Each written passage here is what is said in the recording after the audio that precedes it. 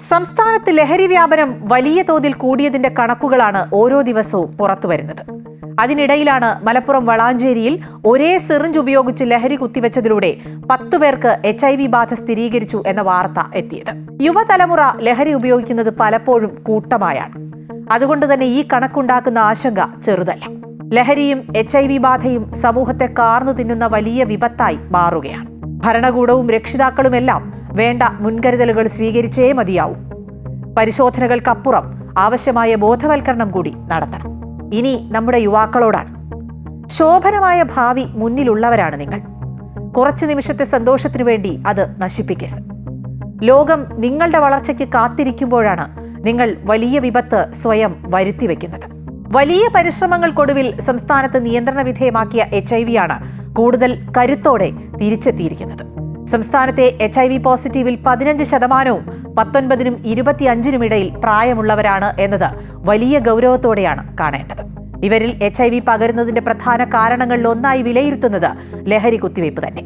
2024-ൽ 8% പേർക്കാണ് ലഹരി കുത്തിവയ്പിലൂടെ മാത്രം HIV ബാധ ഉണ്ടായത്. മലപ്പുറം ജില്ലയിൽ കഴിഞ്ഞ ഏപ്രിൽ മുതൽ ഇതുവരെ സ്ഥിരീകരിച്ചത് 65 HIV കേസുകളാണ്. കഴിഞ്ഞ സാമ്പത്തിക വർഷം കേസുകളുടെ എണ്ണം 52 സംസ്ഥാനത്ത് എയ്ഡ്സ് സ്ഥിരീകരിച്ചതിൽ കൂടുതൽ പേരും അതിഥി തൊഴിലാളികളാണെന്നത് മറ്റൊരു വസ്തുത.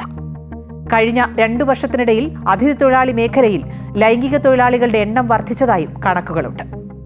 ലഹരി പദാർത്ഥങ്ങൾ വൻതോതിൽ അതിഥി തൊഴിലാളികൾക്കിടയിൽ എത്തുന്നതും കൂട്ടമായി ഇവർ ഇത് ഉപയോഗിക്കുന്നതും രോഗബാധ കൂടാൻ കാരണമാകുന്നുണ്ട്. ഒരേ സിറിഞ്ച് ഉപയോഗവും സുരക്ഷിതമല്ലാത്ത ലൈംഗിക ബന്ധവും ഒഴിവാക്കണം. മറ്റുള്ളവരുടെ രക്തവും മറ്റ് ശരീരാവയവങ്ങളും സ്വീകരിക്കുമ്പോഴൊക്കെ ആവശ്യമായ പരിശോധനകൾ നടത്തണം. രോഗമില്ല എന്ന് ഉറപ്പാക്കണം. ഇനി രോഗബാധ ഉണ്ടായാൽ പിന്നെ ചികിത്സയില്ല എന്ന ധാരണ തെറ്റാണ്. കൃത്യമായ സമയത്ത് ചികിത്സ ലഭിച്ചാൽ ആശങ്ക വേണ്ട. HIV പിടിപെടാൻ സാധ്യതയുണ്ടെന്ന് സംശയം തോന്നിയാൽ ഉടനെ പരിശോധനയാണ് നടത്തേണ്ടത്. രോഗം സ്ഥിരീകരിച്ചാൽ എത്രയും വേഗം വൈദ്യസഹായം തേടി പ്രതിരോധ മരുന്നുകൾ സ്വീകരിക്കണം. നമ്മുടെ അശ്രദ്ധ വലിയ വിപത്തിലേക്ക് വഴിവെക്കരുത്. കരുതലോടെ, വേണ്ട ജാഗ്രതയോടെ മുന്നോട്ട് പോയില്ലെങ്കിൽ നമ്മളെ കാത്തിരിക്കുന്നത് വലിയ ദുരന്തമായിരിക്കും. അറിഞ്ഞോ അറിയാതെയോ നമ്മൾ ഓരോരുത്തരും അതിന്റെ കാരണക്കാരുമാവും.